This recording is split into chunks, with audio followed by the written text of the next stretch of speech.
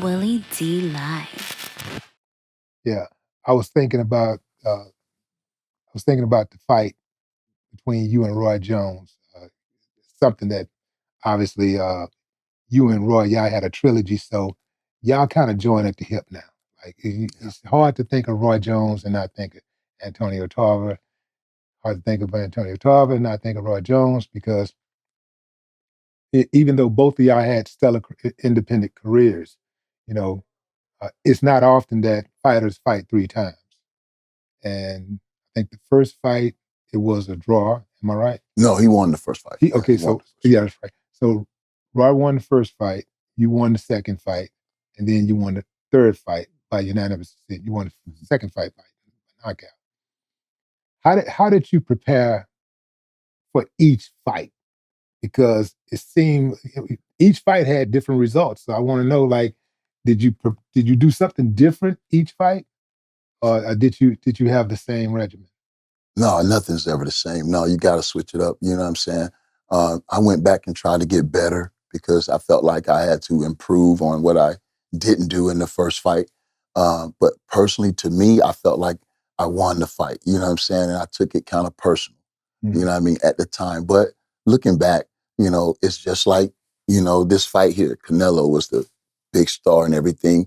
And Crawford got it done. And he got it done fair and square. You know what I'm saying? Even though I don't know if you agree with the 115, 113 scorecard, I did. that means that if Canelo would have won one of those championship rounds Mhm. by that much, it would have been a draw.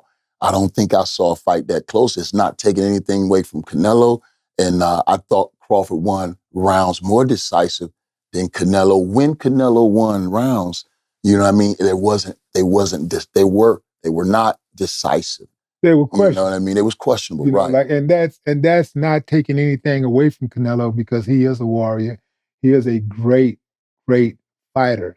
But styles make fights. Styles make And fights. this is why most boxing pundits and fighters themselves, boxers, had Crawford picked to win the fight. Yeah, yeah. I've been a Crawford fan. I definitely didn't jump on no bandwagon, but you Mhm. know, I just thought that if he can make the weight properly, and he was looking like, he wasn't as, they say he got to move up. He don't have to move up. He's already there. The man was like 186. They showed about possibly 8, 9 months ago. So when you look back at it, even though I would have wanted him to get a rep, a fight in within that year, he actually been training a whole year for a fight like this. Because that weight, putting it on right, it takes time.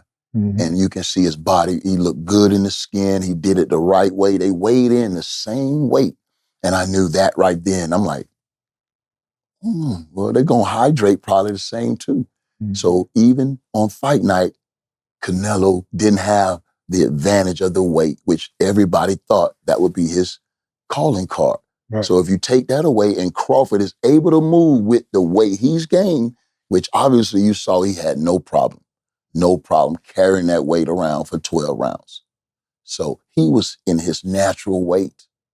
You know what I mean? So that, from an educated standpoint, I was thinking Crawford probably was really working hard to get down to 47. Mhm. That's why when he got to 54, he didn't have to really come back and fight someone at 160 just to feel comfortable at 168. Mhm.